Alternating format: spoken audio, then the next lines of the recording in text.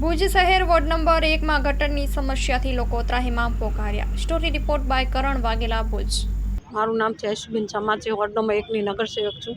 અત્યારે અમે અવારનવાર રજૂઆત કરી છે। વોર્ડ નંબર 1 સારું, એક તો ગટર એટલી જાય છે, રમજાન માસ છે, નમાજ પઢવા નથી જતા, બહેનોને ઘરોમાં ગટર ભરાઈ ગઈ, પોતાની રીતે પાણી કાઢીને બારે કાઢે છે ડોલોથી, એવી પરિસ્થિતિ છે ગટરની।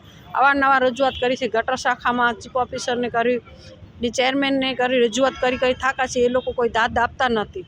અત્યારે અમે જઈએ છીએ જાદવ સાહેબ શું કહે છે, નકા રમજાન પાછળ ચોક્કસ ઉપવાસમાં ગટર સારું બેસી જઈશ।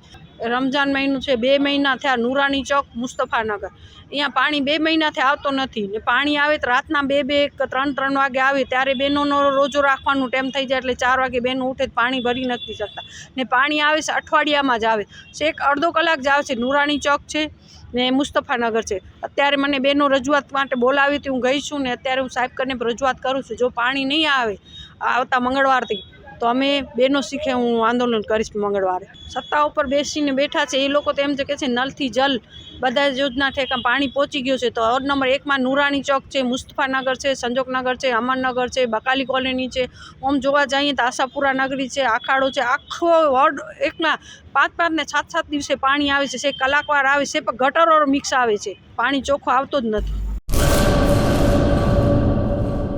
ચાલો ચિત્રોડ, ચાલો ચિત્રોડ। શ્રી વિરમ મામા ગૌશાળા ચિત્રોડ, શ્રી દુધેશ્વરી માં તથા શ્રી વિરમ મામાદેવની દયાથી તથા સમસ્ત ભક્તગણના સહકારથી શ્રીમદ ભાગવત સપ્તાહનું આયોજન કરવામાં આવેલ છે।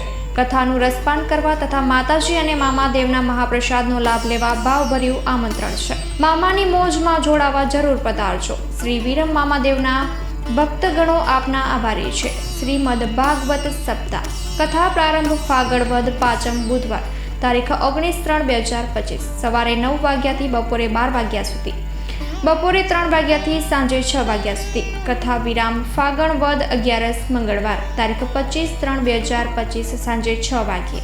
સ્થળ ચિત્રોડ બ્રિજ 3 રસ્તા, highway road, Chitrod, Rapar, Kutch.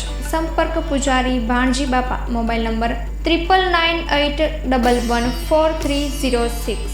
Live પ્રોગ્રામમાં આશાપુરા ન્યૂઝના માધ્યમથી આપ જોઈ શકશો।